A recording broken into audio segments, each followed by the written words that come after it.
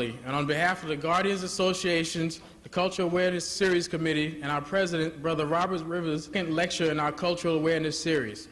At this time, I'd like each of you to turn and greet the brother and sister next to you in the spirit of Umoja and in honor of our ancestors.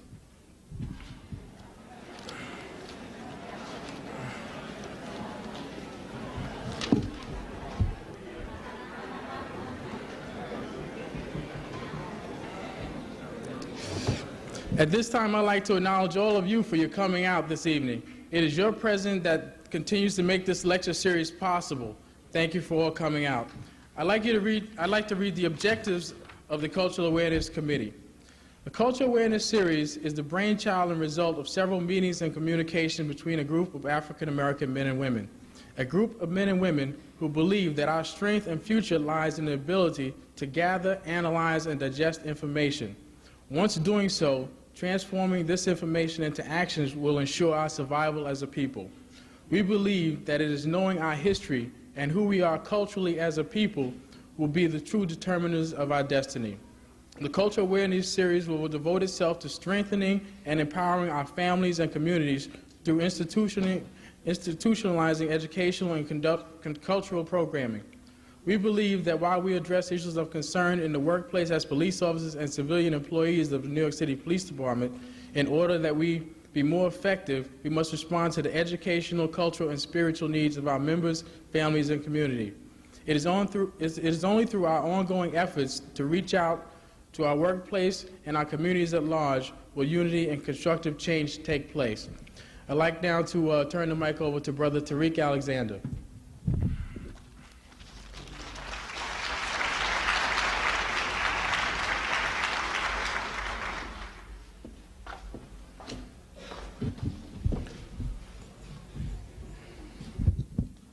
Hotep, sisters and brothers, welcome to our cultural lecture number 2.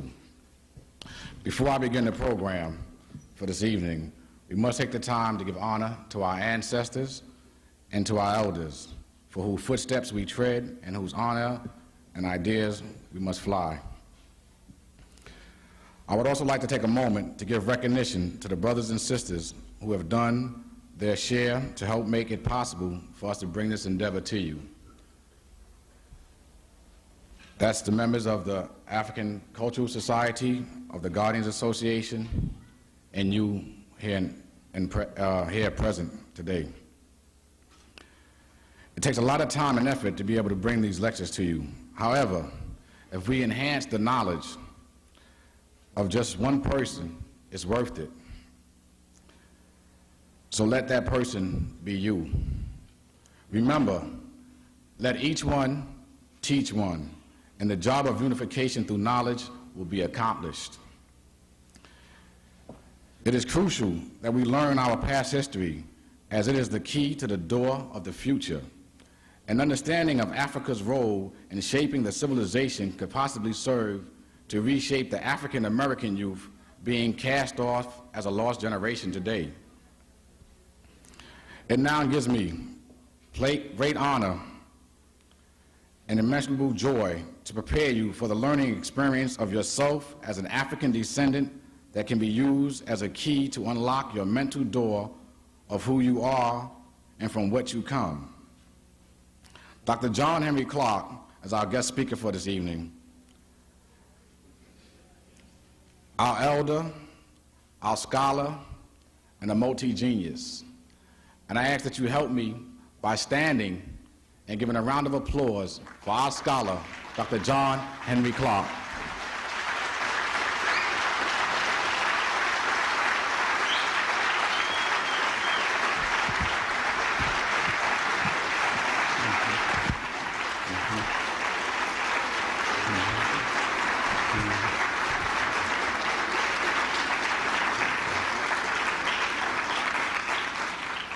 Thank you very much.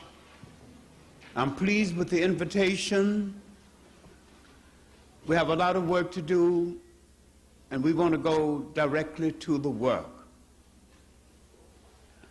I have often said history is a clock that people use to tell their political and cultural time of day. It is also a compass that people use to find themselves on the map of human geography. The role of history is to tell a people where they have been and what they have been, where they are and what they are. But most important, the role of history, properly learned, tells the people where they still must go and what they still must be. Something has happened to us that we pay little attention to, and we are forever knocking at the door of other people, borrowing cultures, borrowing ways of life inferior to the ones we lost. When you see the strongest thing about a people, look on the flip side and you'll see the weakest. The strongest thing about African people in relationship to other people was their ability to be hospitable to strangers. The weakest thing about African people is that they did not understand the intention of those strangers. And those strangers disrupted our society from Western Asia for 3,000 years before the Europeans. We are always adopting people and following after people who don't know where they are going. And we are always equating ourselves with other people, not knowing that it is not a matter of being better or worse, it is a matter of being different. Now, I have searched for the definition of African people in the history of the world most of my life, starting with my search in the Bible and with my great-grandmother, who I love as a deity, even to the point, if faith was kind enough ever to show me the true face of God, and it turned out to be Grandmother Mary, all I'm going to do is to shrug my shoulders and say, Grandma, of all the tricks you played on me, this is the greatest. I suspected that you was God all along.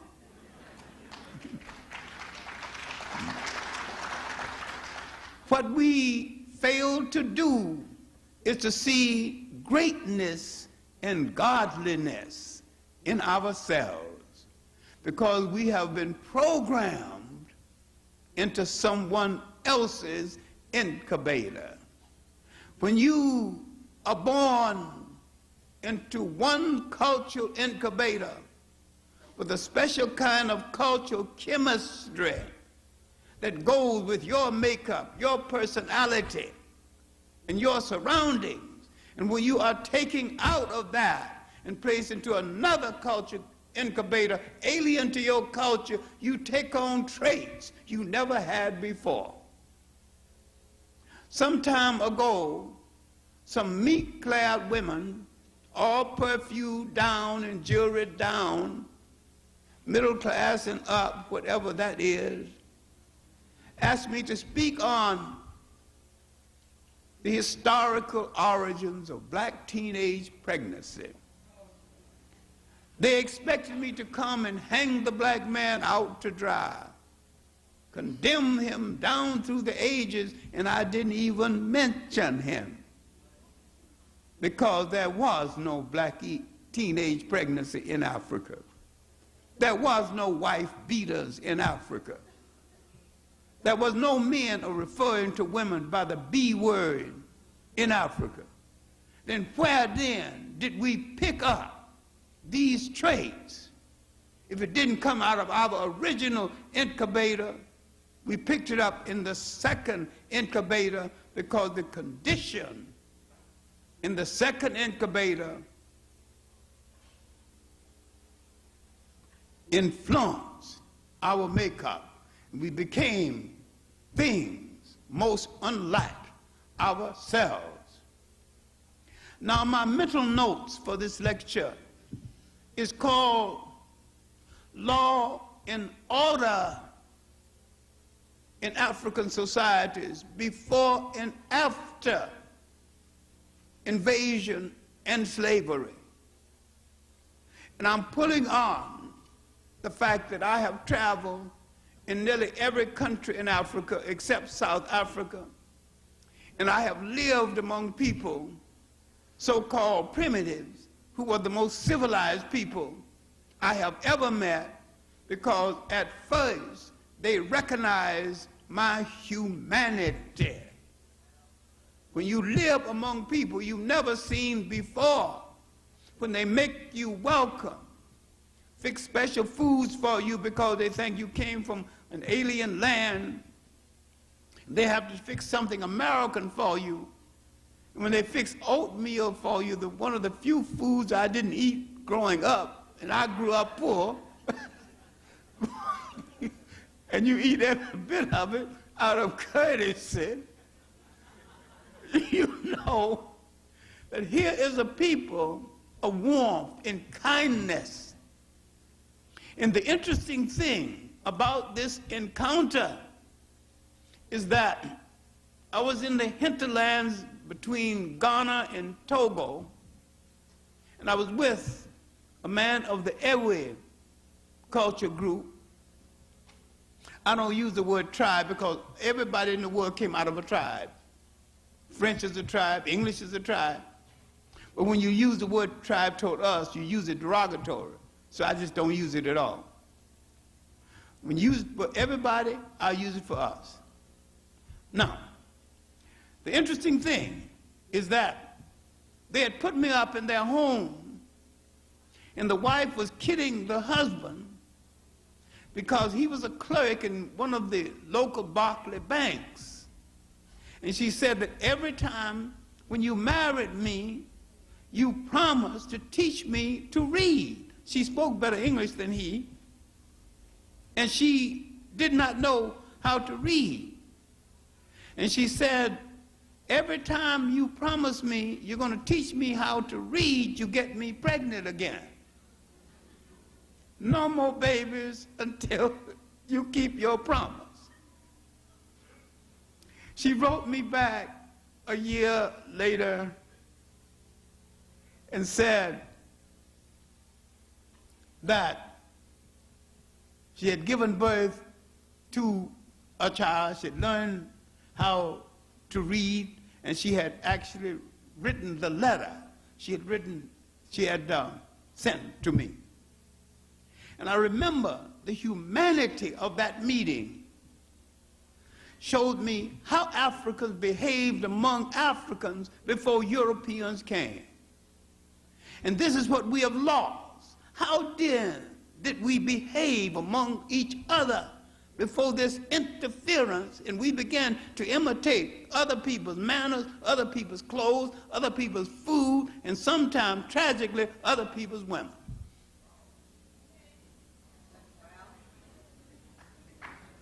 At what point did we become dissatisfied with the people at home?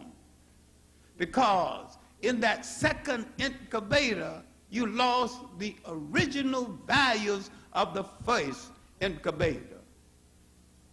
I wondered a lot about this change. And one day in Ghana, I was visiting the superintendent of prisons in Kumasi, the capital, the cultural capital of Ghana. And I heard of what I would consider a minor crime, barely worth a long conversation. 3 men were working on a job. One man faked an illness, and the other man finished his work and gave him his share of the money. On the way home, they saw him in a bar, drinking it up, with the ladies. That was not only a violation of law, it was a violation of something in Africa that is stronger than law, custom.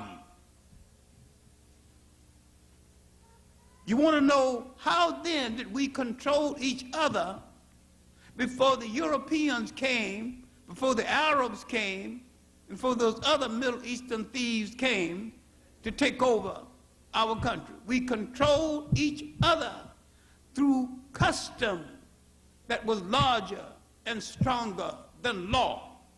The family itself was a small, contained nation. The uncle was equal to the father in dispensing discipline. Everybody belonged to something. And there was no idleness because everybody had an assignment. And all girls after a certain age had a husband. And if she didn't get one automatically on her own wits and charms, the old ladies and the uncles chose one for her. This might seem unromantic to you, but at least she got one. Do you have one?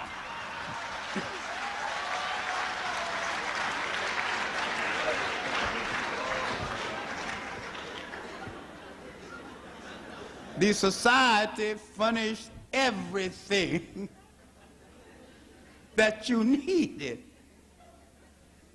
The society was a mini state in itself. And then some foreign fool and faker had to come along and create the I love you marriage.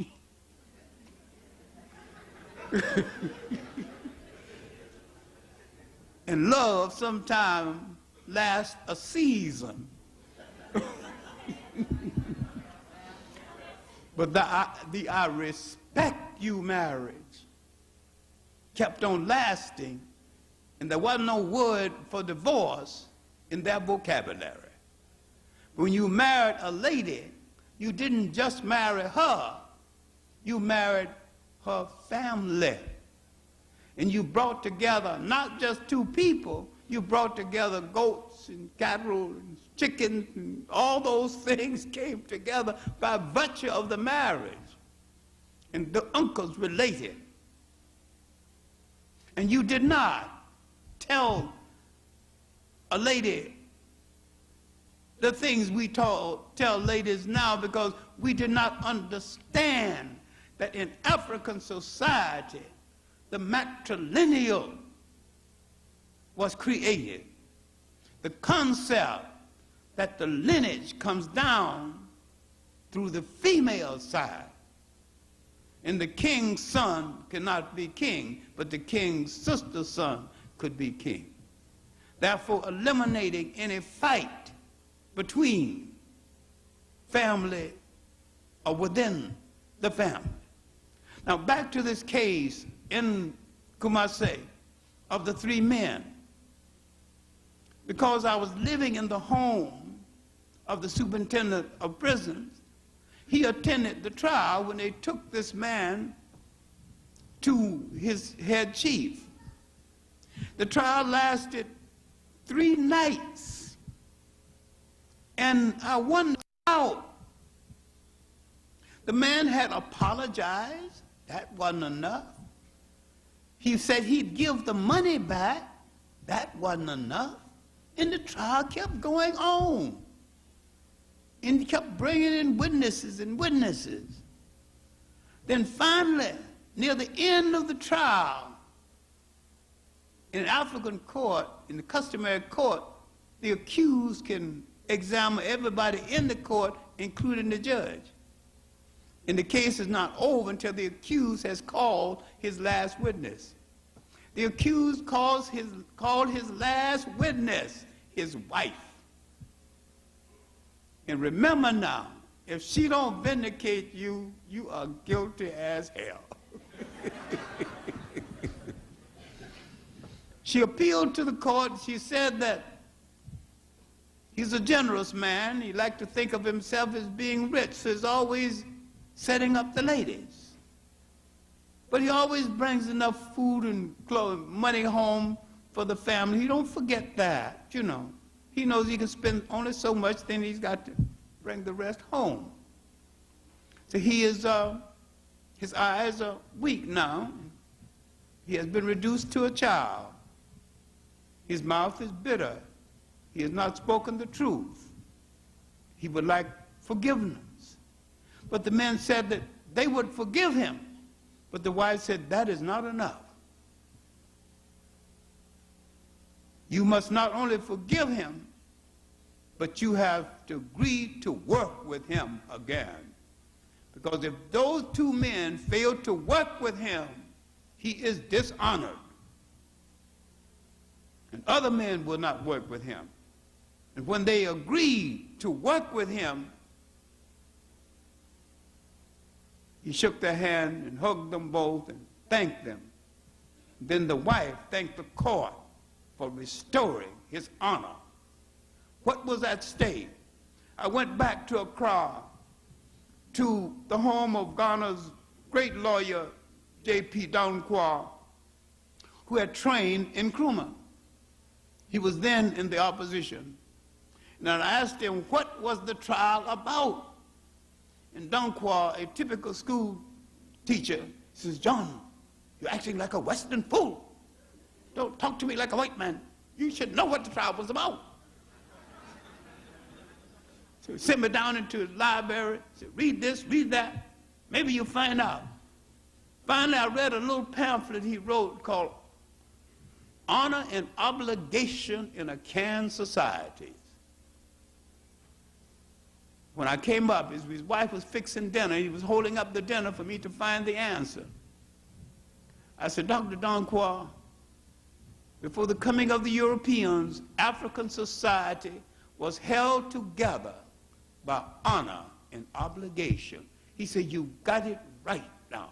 At last you got the answer. We'll have our dinner now. Why I've emphasized this is that we do not look for enough at ourselves. We do not look back far enough. We created societies that had no word for jail because no one had ever gone to one. We created these societies that were so competent, crime and punishment such as existed was taken care of within the structure of the family. And the family was not only a miniature industry, but a miniature nation. And nobody had to go on welfare because no one ever heard of welfare. The family took care of those in need. Each family took care of its own. We had created these kind of societies that had every element that went into the making of socialism and communism, every element that went into the making of Christianity before the first European wore a shoe or lived in a house that had a window. I am emphasizing this because you have been so brainwashed in years away from home and lacking knowledge in your own culture, you think you simply cannot make it unless you depend on Europeans or follow after them when they don't know where they are going. Every society, every great idea, every humane idea that they ever touch is corrupted. They have proven that they are totally incapable of understanding or practicing democracy, Christianity, are looking humanely at other people as equals to themselves because they are so insecure they have to pretend that they are better than other people.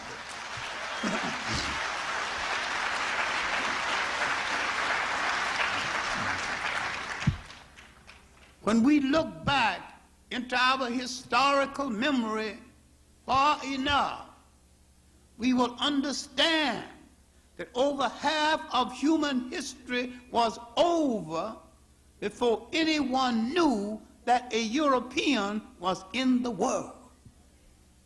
But how then did you control yourself? Honor and obligation. If I belong to Group Y, I said that I will dishonor myself if I do something that reflects bad on Group Y. Honor and obligation controlled me, and custom was stronger than law. There are certain things we do not do because we are not that kind of a people. No prostitution, no word for prostitution. Now you let people where rule over you and influence you, where prostitution is a major industry in every one of their countries, unknown to us before we came in contact with them, you act as though you cannot make it into the world unless you follow their Christianity, which is synthetic, their democracy, which is a fraud, their philosophy, which is a lie. Because you have not looked deep enough into your own history, read the in-depth books concerning your history and how you behave one to the other before this interference. This interference came first from Western Asia, now mistakenly called the Middle East. Let's look briefly at Africa before this interference. Let's look at Nile Valley civilization. Let's look at the development of that great river civilization, the first great river civilization of the world, before the development of the Indus Valley, before the development of the Tigris and the Euphrates. Now let's look at the craving to claim Egypt as belonging to someone other than African people. Egypt is a composite nation made of many nations and cultures, all coming from the south. The Nile Valley stretches 4,000 miles into Africa. Now, if you say the Europeans built the pyramids, you got to give me a timeline on the pyramids. There was no Europeans at the time. There was no place on earth called Europe at the time. He was emerging from the Ice Age. So let's use some logic. Would he come from under the ice in Europe, come all the way to Africa, build a great civilization, go back to Europe, get under the ice, and stay 2,000 years before he built a shoe for himself or a house with a window?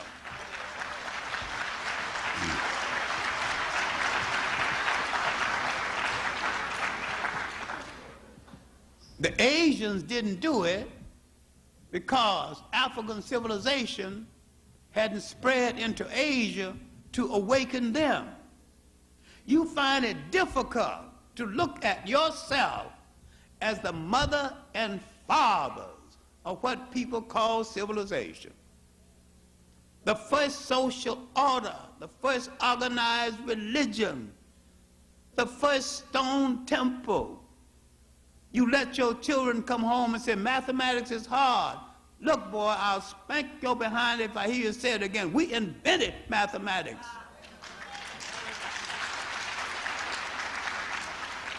If it's hard for you, it must have been harder for the Africans who put up the pyramids, and the pyramids are still standing. They must have done a good job.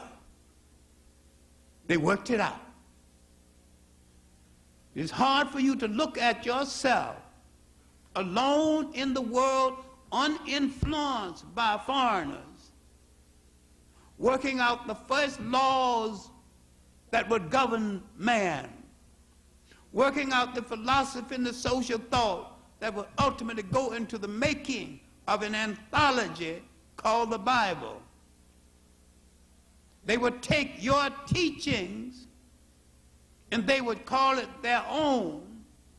And they would take African animal stories and personify it with using human beings, and you think they've got something original. These are African stories retold.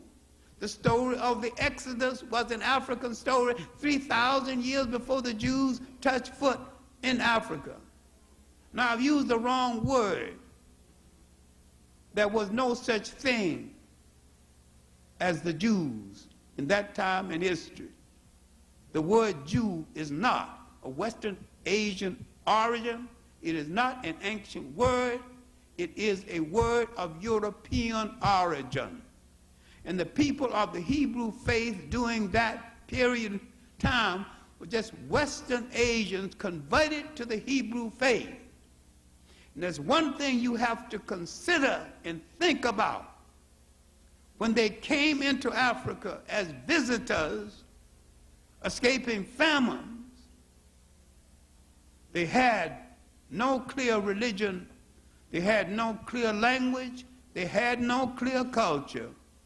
When they left, they had all three. So what is the origin of the people you now refer to as Jews? What is their cultural origin? What is their religious origin? And do these Western Asian people relate to the Europeans who adopted the faith belatedly and was eventually referred to as Jews? Now, I'm dealing with the interference with Africa's golden age. I said that Africa has had 3 golden ages, and they could have a 4th one if we got ourselves together and believe in ourselves, because all the ingredient out of which it can be made is either in our hands or could be in our hands if we just believed in ourselves well enough to know we were the first people to build a state, the first people to build an institution, the first people to lay out laws that will not only govern us, but eventually govern all mankind. Now, let's go back to the copying that went into the making of the Bible. I know the Bible is sacred to you. It's supposed to be all true. You believe in the Adam and Eve story, and all the story about the ark. These things are precious to your mind, but these are stories taken from us and retold. Now, I'll tell you just one, the origin of the Exodus story. There was a Pharaoh one day who got a little despondent, and during those days, all pharaohs had magicians. There's a 2-volume work on it, The Role of Magic in the Creation of Religions. The real story of religions are beautiful. These stories are beautiful, and very educational, but you ain't going to read it because you're going to debunk all the nonsense you think you know about religion. Well, this Pharaoh and his magician got together, and the magician said he thought he would take him for a ride down the Nile in a rowboat. And to make things more pleasant, all the rowers were good-looking girls. So the lead girl stopped the boat and started crying. And the Pharaoh asked, what is wrong? And so the magician went up to see what was wrong. She said she lost her bracelet. She leaned over too far, she dropped her bracelet. And the Pharaoh said, now you take care of this. So the magician went and parted the water, reached out on dry land, picked up the bracelet, gave it to her, the necklace, and she now smiling, the water coming back, and they rolled down the Nile. That's the origin of the Exodus story. Somebody else tells it about 600,000 people crossing, running from a Pharaoh. Now, the fact that the Pharaoh they were running from has a mummy in Cairo Museum right now, prove they did. If they drowned him, they rescued him. Another thing about the story, escaping the Pharaoh's army, you couldn't have escaped the Pharaoh's army because he controlled both sides of the river. He had armies on both sides. All right, you drain a river of water. You've got a deep gorge, deep, muddy gorge. 600,000 people without the loss of a chicken or a cow. You gonna believe this? Come on, give me a break. You believe other people's retelling of your story, but you won't believe the real story. And the other part of the story is that these were the first visitors to Africa. And after the visitors came, the conquerors came, the first conquerors, 1675. And these visitors joined the conquerors and became clerks and collaborators with the conquerors, forgetting the Africans who had befriended them, gave them homes, gave them food, and because the African is a perfect host, saw some of them without women, gave them women. We are so kind. Now look at our strong point and how other people took advantage of it and reduced us to servitude because we were kind enough to open the door without asking whether he was a thief and a murderer. We are still giving thieves and murderers the benefit of the doubt while we distrust each other. Now, during this period of the foreign kings, they produced the world's first wheeler-dealer politician, Joseph, called the provider. Why could he provide? He had the ear of the foreign kings. Then a king arose who knew not Joseph. Who is this king who knew not Joseph? The African kings coming back to power and owed the Jewish people and Joseph no favors. Now the African would say, those who wish to obey African law can stay, the rest of you will have to go. Those in the so-called Exodus were those who decided to go. They had gained many things in Africa, including the leadership of a mythological African called Moses, who was escaping from the Pharaoh's wrath because he had murdered one of the Pharaoh's messengers. And he had to put some space between him and the Pharaoh. So he agreed to lead them out. Now, if you look at the story of Moses coming to the promised land, why did he get to the edge of the promised land and was turned back? because he wasn't one of them. Now you see an early show of Hebrew nationalism. You don't know where to leave people out. They're human just like us. Let them in. Yeah, they'll let you in to do you in. When the sons and daughters of Ireland call a meeting, they don't want no non-Irish. When the Hebrews call a meeting, a special meeting, they don't want no non-Hebrews. And if you do it, you call a racist, a separatist. But do it anyway. You'd better do it.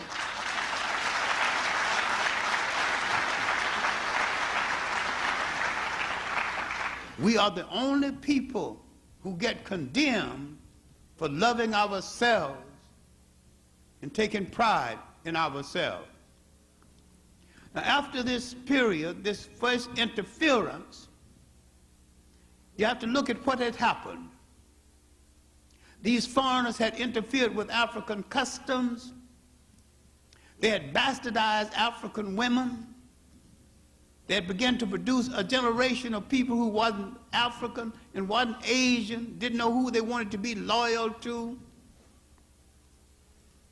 We have not dealt with bastardization as a factor in history and a dangerous factor in history, because when you're in between, you don't know who to be loyal to. And in a real revolution, who kills you depends on who sees you first, because neither side trusts you. That's a cold fact of history. Now, Africa's recovered from this period, the end of the first golden age, to go on to have another golden age lasting 1,000 years. Now the conquerors came back, the Assyrians, now called Syrians. The Iranians, then called Persians. And they were so bad, they opened the door for a young Greek with a gender problem called Alexander the so-called Great. This was the first European occupation of any part of Africa, followed by the Romans, another bunch of well-dressed thugs. They killed people for being Christians, and Christianity got so influential, they stopped killing Christians and became Christians politically. Became Christians because it was to their convenience. And the person who proclaimed it, Constantine, was a degenerate. A bunch of religious people called the Essenes propositioned him and told him, if you're going to follow this new religion, you got to give up some of your degenerate ways. Women hanging around in the palace, naked, he's fornicating all over the place. He said he'd give that up. He could do that in private, so. And they told him that he had to give up eating red meat. Then he lost his temper. So keep your religion. Go help him. And finally they said, well, we are vegetarians. We'll let you have your meat. And so a compromise was made. He proclaimed Christianity to be the official religion of the Holy Roman Empire. By 600,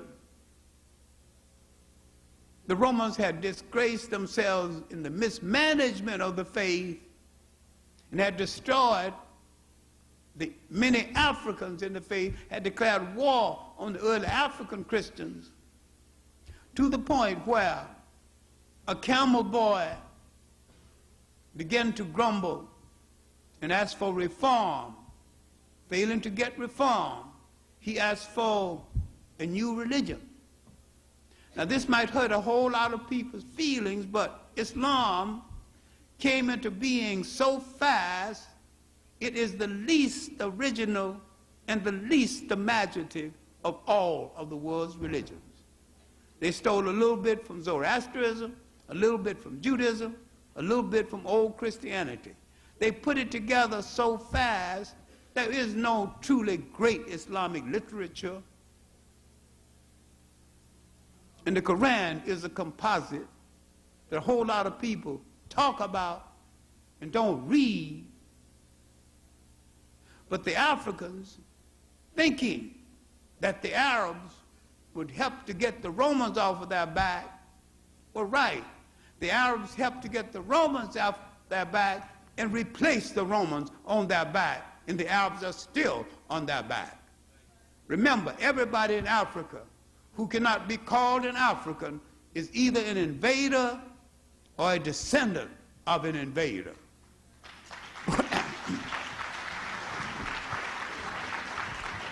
When militarily Africans clean house, it's going to have to include the pseudo-whites as well as the whites.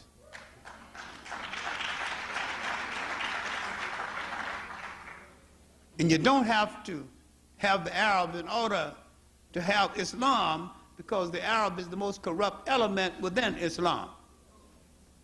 2 Africans helped to make the faith. 2 Ethiopians, Zayd bin Harith, Ibn Ribit Bilal. And Ethiopia protected this faith when it was about to be driven out of Arabia. And the Prophet Muhammad told his followers, go to Ethiopia. Go to that land of righteousness where no one is wrong. And he said, on his deathbed, Islam will never forsake Ethiopia when Ethiopia is in distress. No nation in Africa has suffered more then and now at the hands of Islam than Ethiopia. Only a few years ago, the Muslims coming down from the north to destroy the previous Ethiopian government, African Muslims, blacks, were capturing pretty Ethiopian women and turning them over to Arab dogs. Now, if you demean yourself in the name of a religion, then it is not a religion. All religions are good when they are used for good purposes. All of them are bad when they are used to spread hate and to enslave people. What you do not understand is nearly all organized religions are male chauvinist murder cults.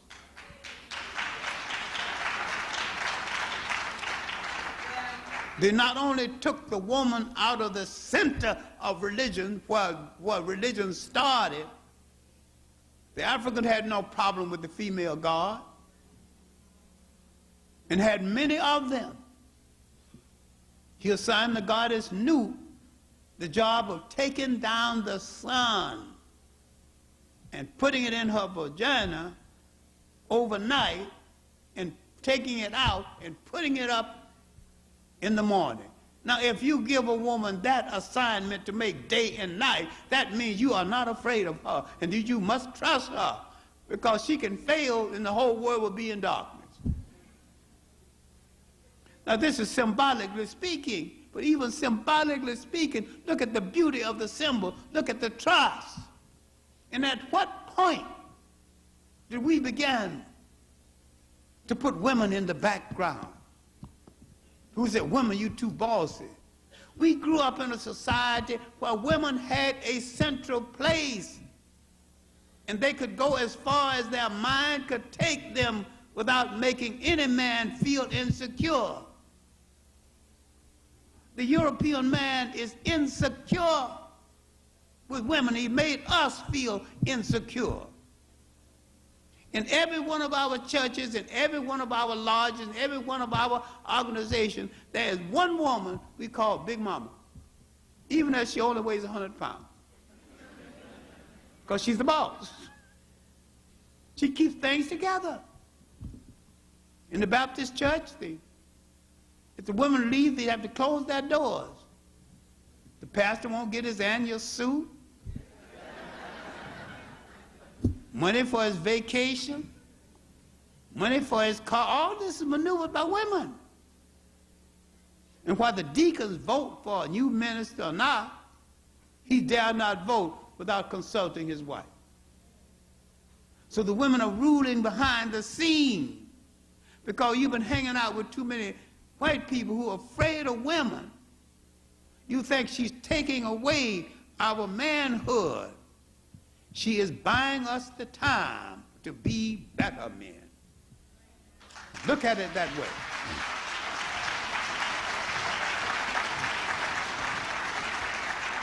She don't want you to be a wimp. This is why she's been taking care of so many things to free you to develop as a man. We have misinterpreted this because we listen to some other drummer of another culture. Now, I said there were 3 golden ages in Africa. And now let's deal briefly with that third one, then come briefly to the United States. That third golden age began to start when the Africans and the Arabs drove the Romans out of Africa, and the Europeans had to go back into Europe where they created what they call the Dark Ages. Europe never flourishes until they have people outside of Europe that they can exploit. Free labor, free land, free resources. They're looking for it again to recover from all the stupid walls that they fastened on this world. In inner Western Africa, nations began to develop. Ghana, Mali, Sangay. Sangay was as large as the United States, ruled by Africans. Ghana was ruled by sacred kings. The last of their kings was Ten Committing, known as the king who rode out twice a day, every day. He would ride out and administer justice to his people and hold court. No one was obliged to remove themselves from his presence until they were satisfied that justice had been done in their case. This was royal democracy at its best. Democracy did not begin to decline until someone began to use the word. Christianity did not begin to deteriorate until someone began to use the word. Someone began to formalize it and dogmatize it around a personality called Jesus Christ. But St. Augustine, looking at the conference at Nicaea, when the Europeans made the religion European and a handmaiden for their conquest, he said, these people make me laugh. They're trying to give us a religion we had 3,000 years ago, which indeed we did. But we didn't call it by no name, we just practiced it.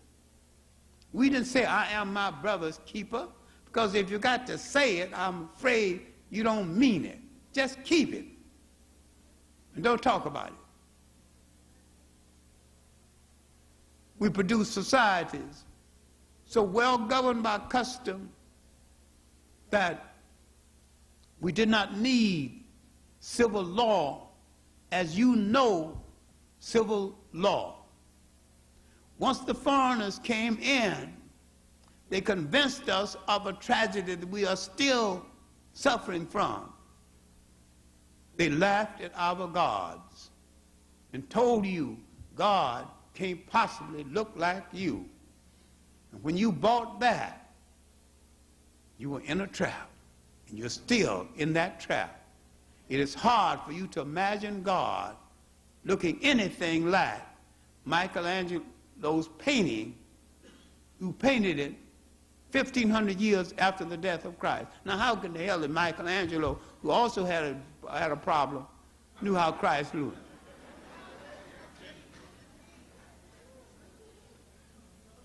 One of his relatives was the model for Christ. Another relative was the model for Moses. How do you know that Moses had a beard? And yet you don't ask him a question. He painted the Last Supper, and he got one artist, one model. Then he needed 12 more models. He was a little short of money. So where did he get the models from? Some men who wasn't doing anything from the local jail. So he dressed them up and painted them. And you so dewy-eyed, well, look, that's Peter, that's Paul.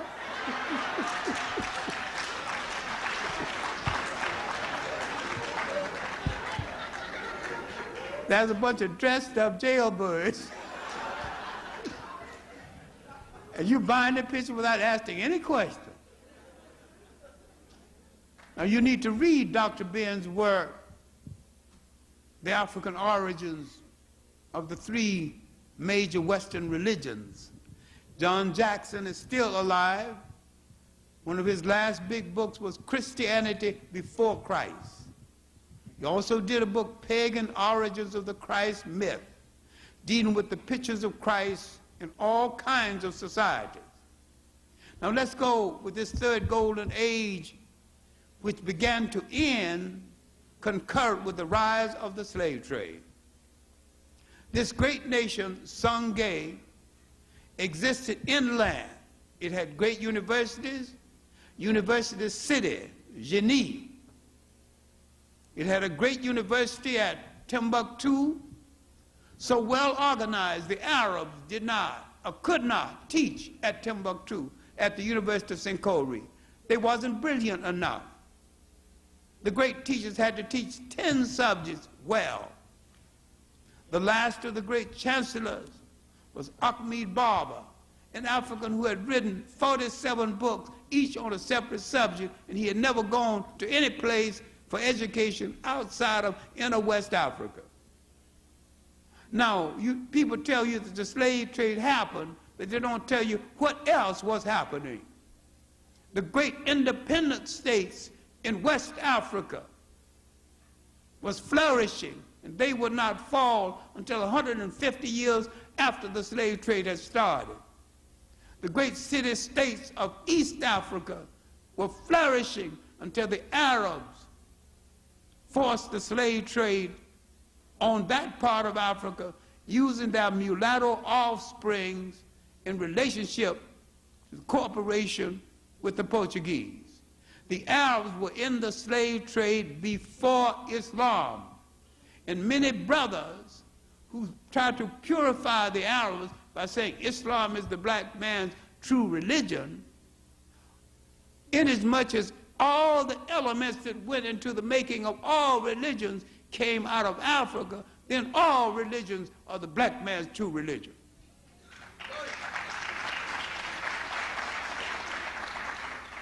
And any time you use one religion to put one people against another people, you're making the wrong use of religion. You're making God ungodly.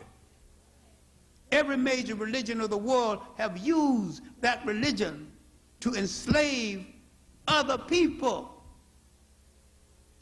What I'm saying is now, after the Crusades, another faker in history that I don't have time to explain, because if you think it has something to do with religion, then you are misguided. It was a raping party. They raided everything in sight. Not only took the farmer's property, took the farmer's daughter. They were so-called rescuing the Holy Grail. It wasn't lost in the first place, wasn't holy in the second place.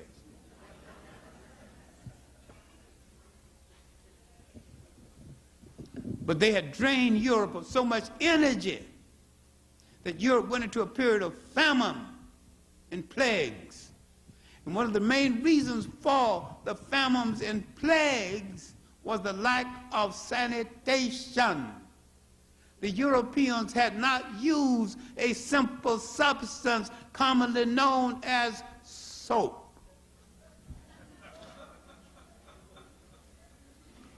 They had not then begun to use washable underwear that was introduced into Spain by the Africans in a basic culture. They had lost the concept of longitude and latitude. And once they regained this maritime skill, mostly from the Chinese, the leading maritime nation of that day, who had 1,000 years relationship with Africans, they built the ships that launched the slave trade. And out of nowhere came a hustler, a liar, a murderer, who discovered absolutely nothing, known as Christopher Columbus.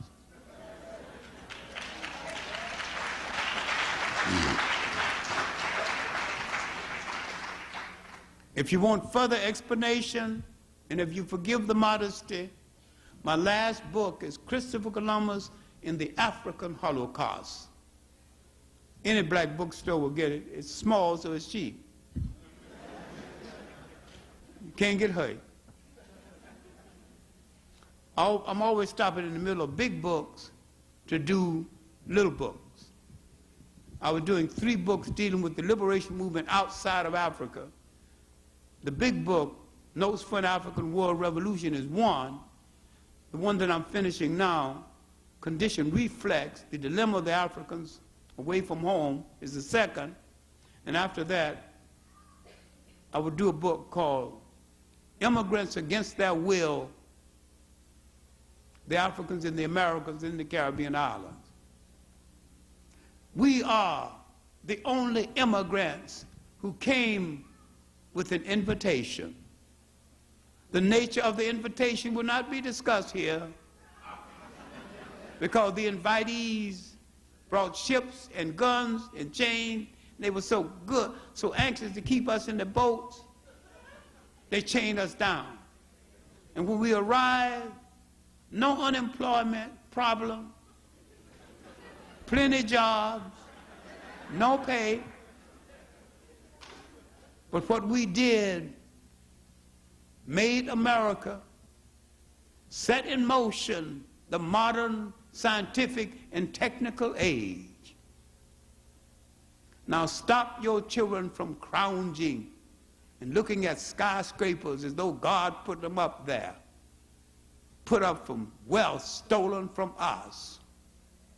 We should start claiming them.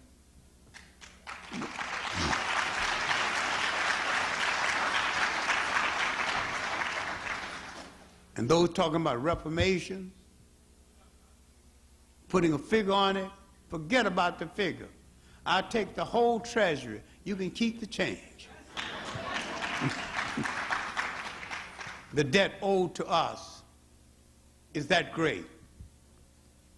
The impact of the Africans on what is called the New World not only transformed 2 hemispheres in the island of the Pacific, created an economic system that permitted Europe to recover from the Middle Ages, from the money and the wealth spent and wasted in the Crusades, from the loss of population during famines. African labor had rescued Europe. What I'm saying is that without your labor, there'd been no New World. And that Africans all over those hemispheres, in the Caribbean islands, where you have the clearest revolutionary heritage in revolts, because in the Caribbean islands, they did not break up the slaves quite so often.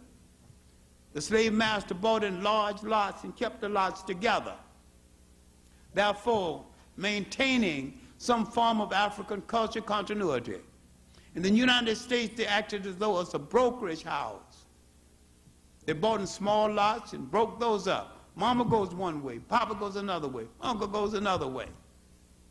So they fragmented the slaves in the United States until they almost became strangers to each other.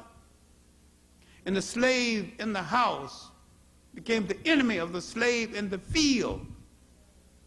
When in the Caribbean islands, the slave in the house became the messenger and the informer for the slave in the field. Their revolutions were more successful because the line between these two slaves wasn't broken. It has nothing to do with whether Caribbean people are braver than any other people. They were the fortunate beneficiaries of a circumstance in history over which they had no control. But in the middle of the 19th century, they began to forget all of this. And early in the 20th century, they became black English, black French, black Dutch, and they became almost the least African of all the African people. They would tell you about their Dutch grandfather, the English uncle, everything except Africa. We had to remember it because it was taken away from us so cruelly. What in the final analysis am I asking you to do? I'm saying forget all the difference in this division brought on us by conquerors and realize that we need to stop talking about whether slave ships put us down and concentrate on whether slave ships took us from. All of us came from Africa.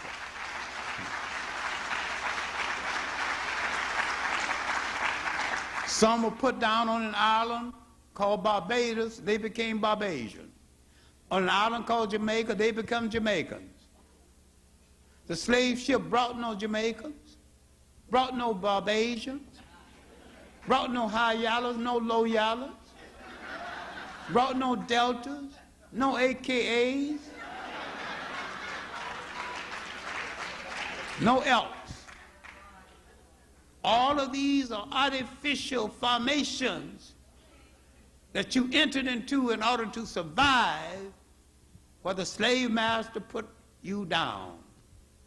I'm asking you to cast off these artificial formations if you cannot convert them into instruments of your liberation.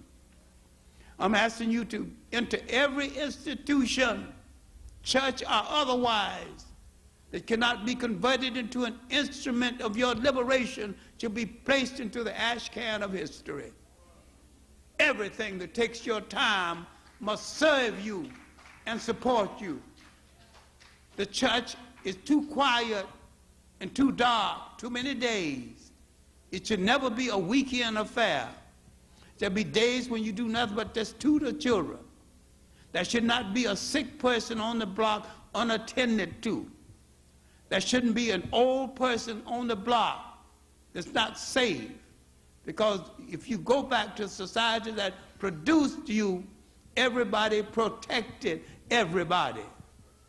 The least of all, old people that were considered deities, because we were into, in part, ancestor worship. And we knew that the old people would go on before, and they could say a good word to the gods to make it nice for you when you get there. So you pampered them. We cannot reconstitute all old societies. We can take the spirit of former societies we produce and live by that spirit. That means we must build the family again as a unit. Relate the family to the total community. Trust each other again. Feel safe among each other again. Love each other again. Stop ever referring to each other with derogatory words. Stop accepting the word minority. Realize that within Africa, in the millions of Africans in Asia, in the South Sea Islands, we number 1 billion people on the face of this earth. We are consumers of so much and producers of so little. Now, if we began to produce the clothes we wear, the food we eat, build the houses we live in. And if you live in a brick house, you should own a brick yard. And you should start with your underwear. People are tired of me reminding them of this, but I maintain crudely of people who cannot make their drawers cannot rule a nation.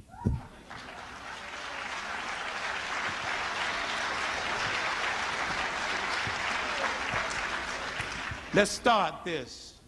And let us remember when dons were young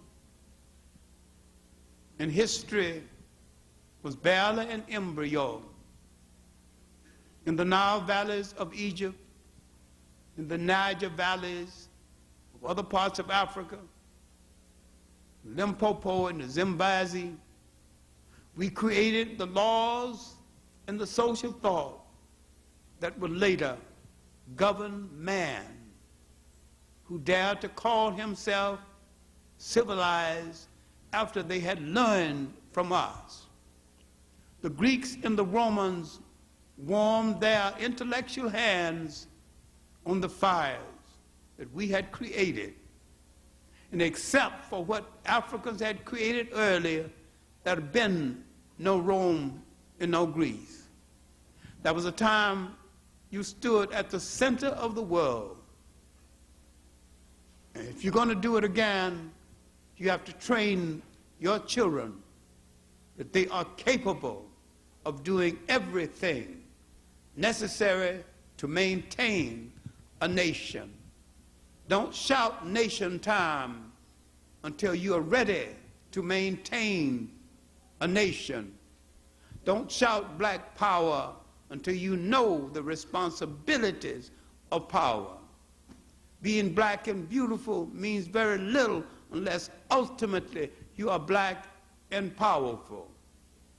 Realize there was a period of sovereignty and independence in your history when you were the major influences of the world and gave guidance to the world without oppressing anyone, without being arrogant enough to take anyone's country. And you gave the world some safety and a new humanity. Once you recover your confidence, read your history properly, train your children to remember these things and build them again, you can say, we are capable of starting a revolution that will change the world. We need, each one of us, a partner in this revolution. So I suggest that you find a mirror and don't move from the mirror until you like what is staring back at you.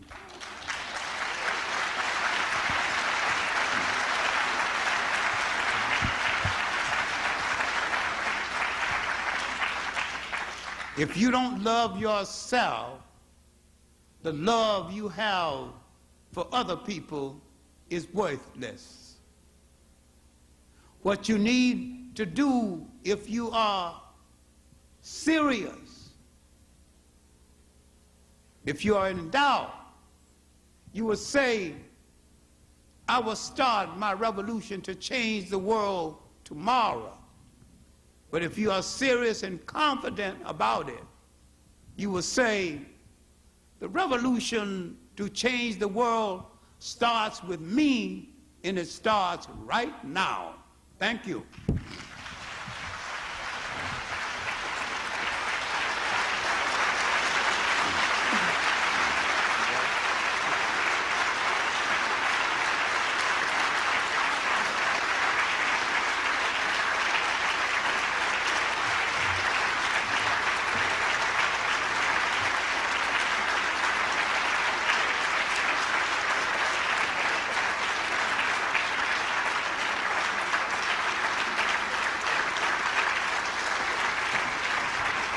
Dr. John Henrik Clark. That's powerful, Doc.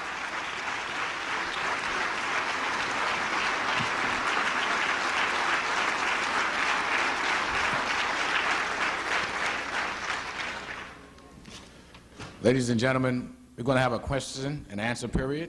I ask anyone who has any questions to ask Dr. Clark, please do so by lining up behind the microphone here, and limit yourself to one question per person, please, so we don't wear out our elder.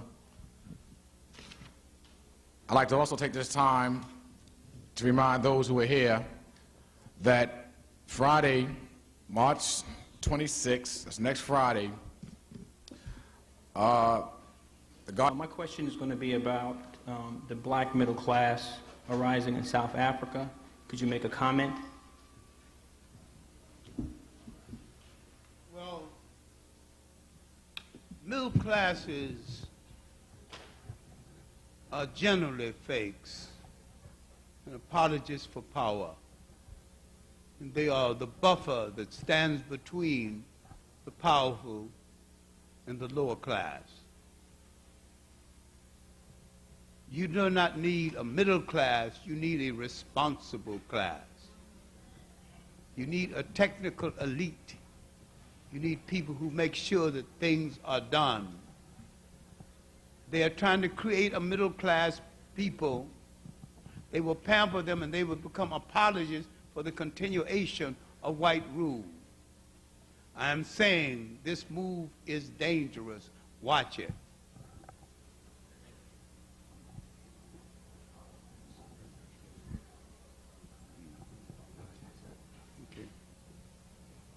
Dr. Clark, Yes, sir. why did you decide to be a historian?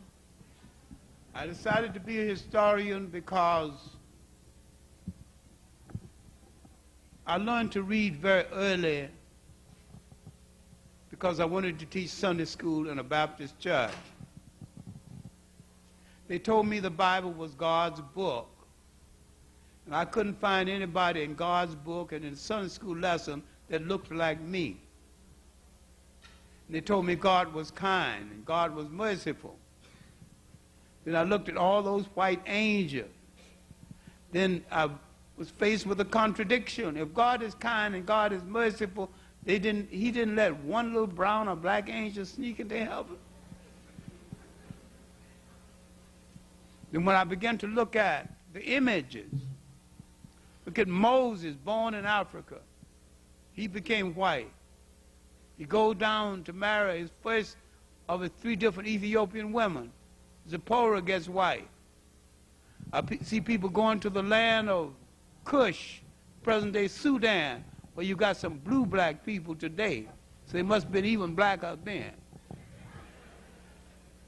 Go to the land of Punt, now Somalia. And they got white. I began to suspect that someone had tampered with the Bible, that had tampered with history itself. I began to search for the true history of my own people and the true history of the world.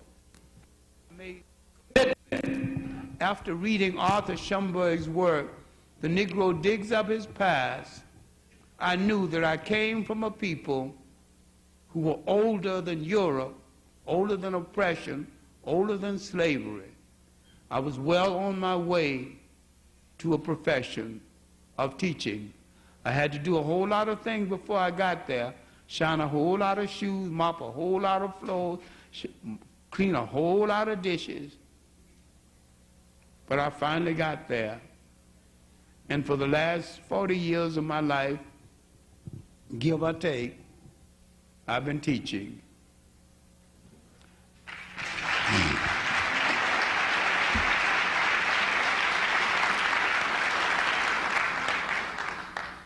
Dr. Clark, I am a teacher at one of the local Brooklyn public high schools, and first of all, I'd like to thank you for coming out tonight and lecturing to us, and this has been the most inspiring lecture I've heard since I graduated from Hampton Institute almost 20 years ago. But I think we can really appreciate what you've told us, and a lot of us needed to hear these things, especially the young children here and some young adults.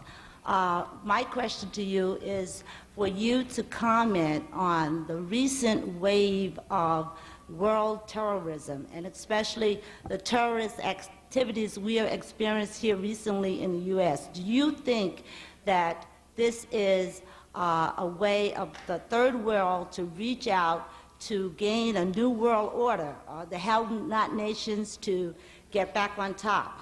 Would you comment on that for me, please? Well, black nations don't have to be on top, but they have to be sovereign. They must be masters of themselves. They don't have to be top of anybody except their own destiny. We are the only people who can come to power and exercise it without threatening other people's power.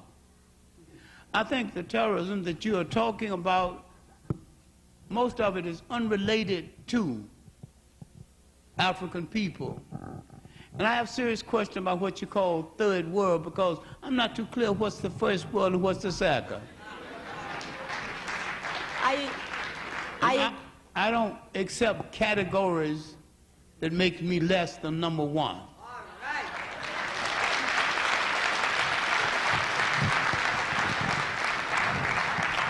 I agree with you there, but that is the term that's being commonly used by media today. Quote unquote third world for countries such as Iran, Well, Syria. people call third world, some of them are pseudo-white people, and some of them, once coming to power, will be just as ruthless to us as white people, and have already proven that. Okay, Now, one other. Let us hope that we can find an alliance with them, and some of them will come to their senses, but don't bet on it. Always have enough strength to maintain yourself in case they turn on you. Thank you. You'll finish your question.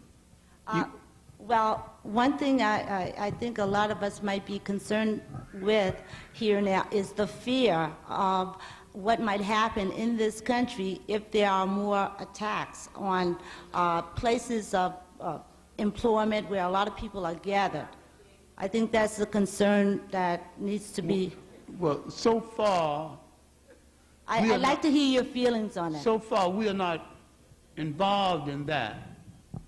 There's nothing to prove our involvement in the tower bombing, and we're not involved in this kind of action because this is not exactly the way we pursue our liberation. And the people involved assumed or thought they were part of the same people they are bombing. But a different division. Thank you. Now, what is at hand really is a repercussion of something we don't mention because we get called anti-something. But once a group of Europeans carved out a country that never belonged to them and began to evacuate people, they created some schisms in the world that a lot of people are glossing over without dealing with. And this angered a whole lot of people who began to lose their cool. Now, bombing homes and offices is just not having to be our style of fighting. But it's the way some people are expressing themselves who wasn't heard otherwise. I'm not dealing with the rightness and the wrongness of it. I think if you're fighting for one cause, I don't see why you need to endanger a whole lot of people who wasn't the cause of your trouble. I'm against riots because most of them are unstrategic, most of them are sloppy, and most of them are a waste of time, and most of them destroy our communities instead of the communities of the people who oppress us.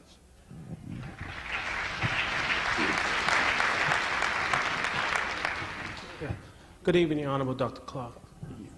I'd like you to please expound on the role of the media in this country and how it exploits African Americans, and what ways in which African Americans what things they can do to not buy into this and educate themselves, whereby they are not exploited and not caught up with even supporting newspapers that exploit them.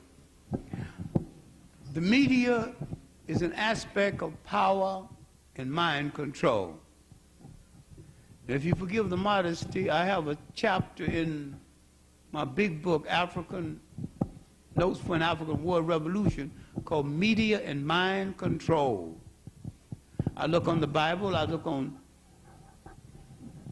magazines, all is a form of media and mind control. The movies, another form of mind control in the media.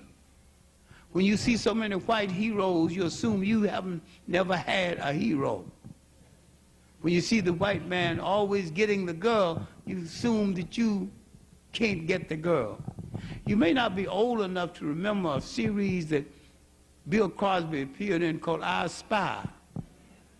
Remember, the white man was always knocking over blondes, and when Bill got a black girl, he lost her.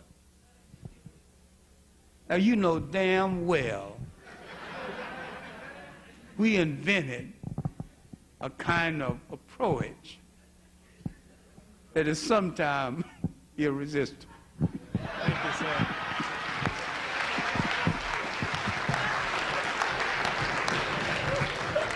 There is in our folklore ceremony.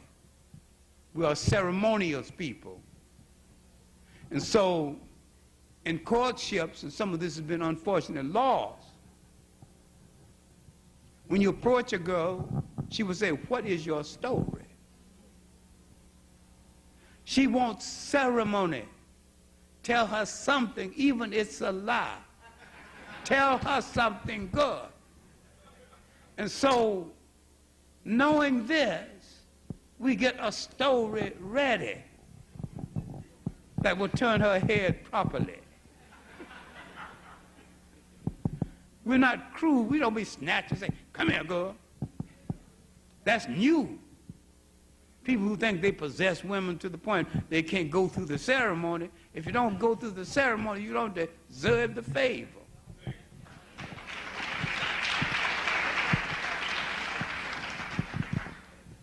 We have to go back to some of the nice things that existed in our life, including the father interviewing the suitor, and on the third visit saying to him, "What is your intention toward my daughter?"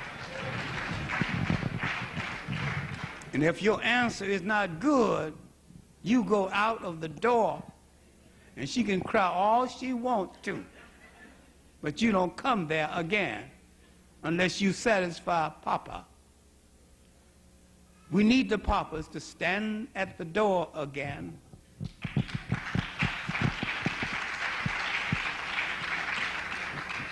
to look the suitors over again and see if he's suitable to face our Supreme Court. I had a great-grandmother, and one of the girls in our family fell so in love, some slick-haired dude called Willie, and she brought him home. She knew if Grandmama Mary don't turn him down, he's out. She said, "Grandma, I'm going to die if I can't marry Willie." And Grandma looked him up and down, pulled her away and closed the door. And she said, "Girl, get rid of that.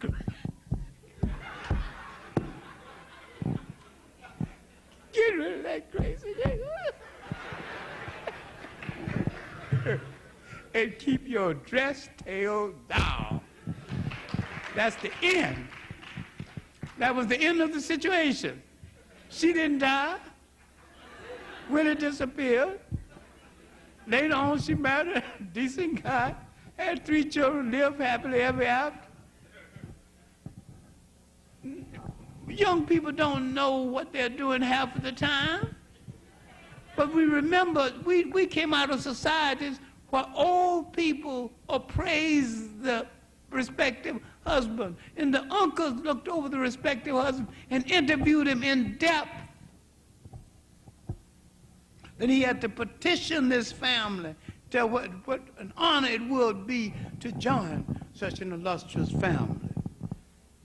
Then if his petition was accepted, they approved. And both sides got together and put the diary together.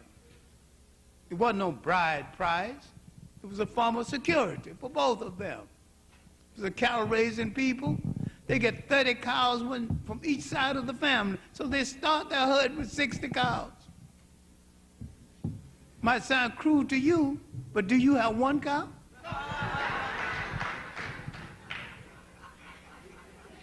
Maybe we need to go back to some of the old days and some of the old ways.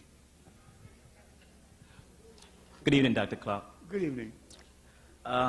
There's been some discussion, and I have an article that was written by the New York Times sometimes in the middle of last year about certain African nations that were supposed to be coming together to do a study on the state of the African yesterday and today. Number one, I want to know, is it true, and whether or not some African Americans here in this country, were they involved in this study, and what the status of the study is? The study of what now? There was supposed to have been some African nation was supposed to come together to do a study on the true origin of slavery and how it affected the Americans here in this country. The talk was superficial. I wish it were done because the true origin of slavery was in the mind of the Europeans who enslaved each other for 1,000 years before they started on the Africans. And the Africans need to admit the role they played in the slave trade, because all Africans are not guiltless. And some of us were turned over to the slave catcher by other Africans who became corrupt. Not all of us, but some of us. So I think we need to be honest with each other about the role of the African in Africa, what role he played, and what he will do to make some kind of amends in putting all of us back together as one people. Thank you.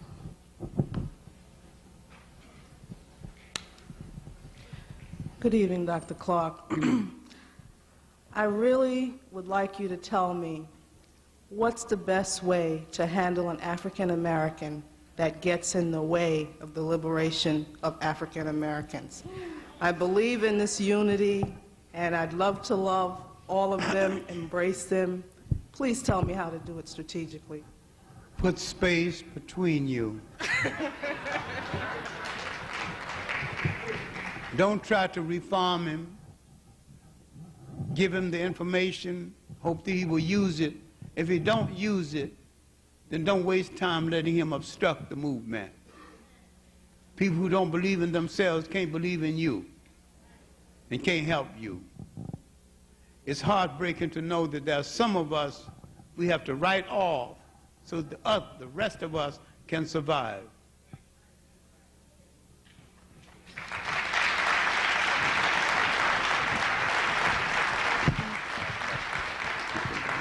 Good evening, Dr. Clark. I wanted to ask you, what comments do you have to make on the exploitation of black women in the music business and in Hollywood? What information?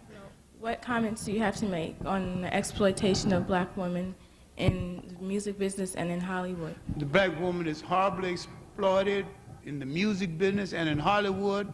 And in the music business, she's mainly exploited by whites, but partly exploited by black men. This is no excuse. I think the rappers, many of them are terrible exploiters of women.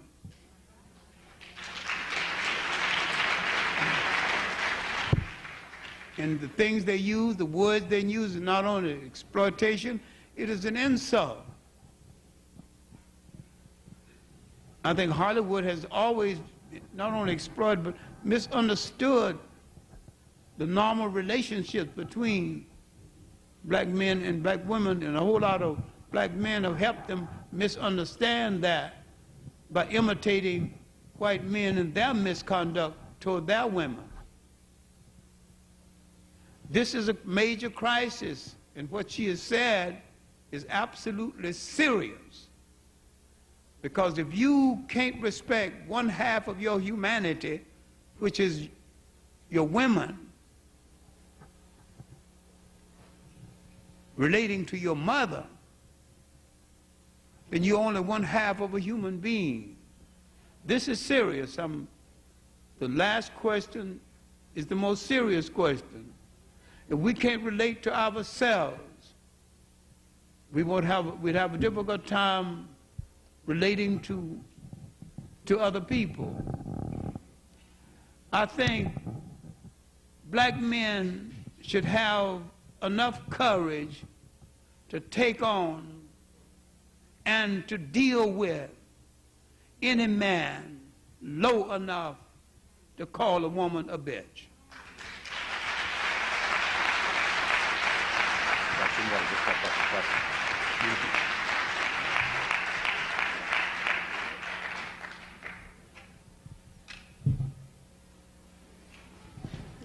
Hotep, Honorable Dr. Clark.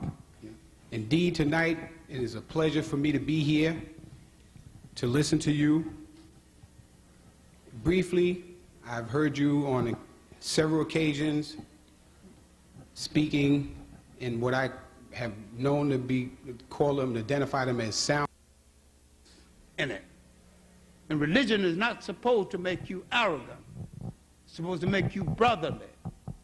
Not supposed to pit you against your people, but give you a greater understanding of your people. Islam was the handmaiden of the Arab slave trade that existed 1,000 years before the European slave trade. People are being killed in Africa right now because they are not Muslims.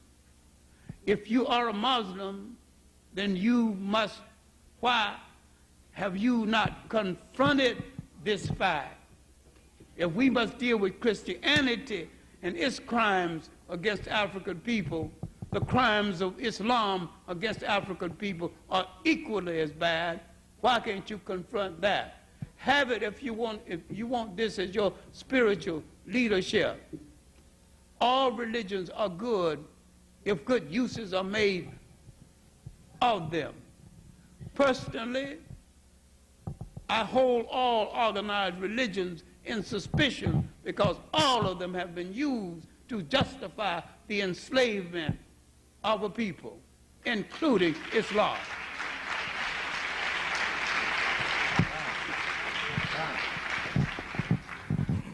Good evening, Doctor. I would like you to respond to the situation, the failure, as I see it, of the public school systems as far as aiding our youth, and what do you have to say about maybe an approach to that particular problem? The public school system is not an educational institution. You must distinguish between education and training. You can train a dog, you can train a seal, but once the dog learns how to think, he will bite you and get away.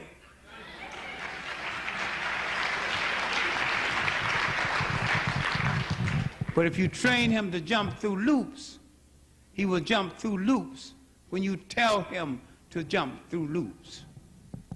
Education in New York City and most of this country is a multi-million-dollar industry. It is about the control of that industry and the control of the mind of people who enter that industry. How can you expect powerful people to give you the training, give you the education that will make you take their power away from them?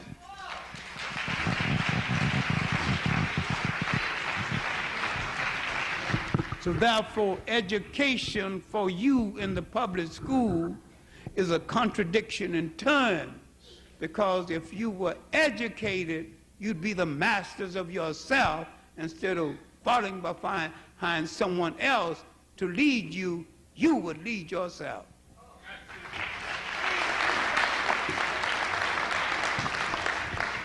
Good evening, Dr. Clark. I have a question in regard to the book African World Revolution and concerning the chapter, Can the Africans Save Themselves? Yes. Could you please expound on that? Well, that chapter was written before others in the book. And when I said, can Africans save themselves, when I question, I mean, can we stop being dependent on other people for our bread, our house, our jobs. If we are 1 billion people on the face of the earth, we can employ at least 2/3 of the African people in the world furnishing goods and services for each other. We should master the gold and the diamonds, the resources of Africa, put this together with the resources of the Caribbean Sea, put this together with the technical knowledge of the black American, who's the best technically trained African in the world. Put all of this together, and we must save ourselves from domination and dependence on other people and become the masters of ourselves. I raise the question, can we do it?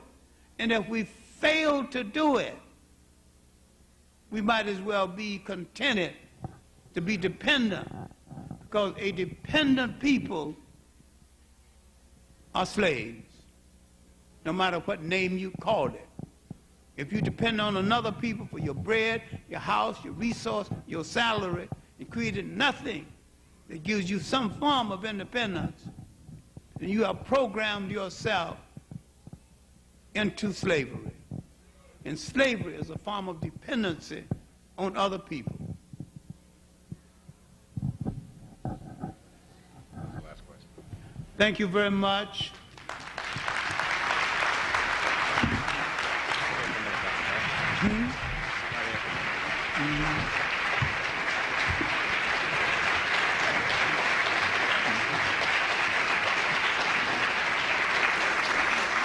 Ladies and gentlemen, I thank you for coming out and hearing the lecture of Dr. John Henrik Clark. I repeat, next Friday, March 26th at PS 243, that's 1580 Dean Street, the corner of Troy Avenue, there will be a free slide presentation of the African people globally. And in the future, sometime of May, we expect to bring in Dr.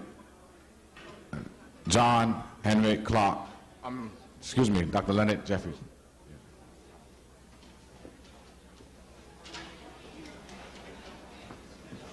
Ladies and gentlemen, for those of you who are interested in purchasing the video of this evening's event, or our first cultural lecture series, which was pertaining to Dr. Joseph Ben Yakinen, you can come up front and purchase it from Transatlantic Productions, or if you were interested in purchasing the audio video, in the back of the auditorium, if you're interested in purchasing an audio tape, you can come up front and purchase that now if you're interested.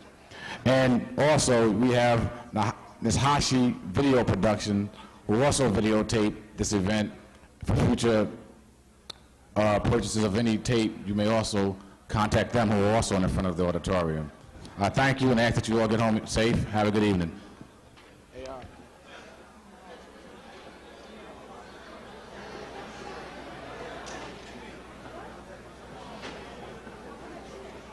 Wake up and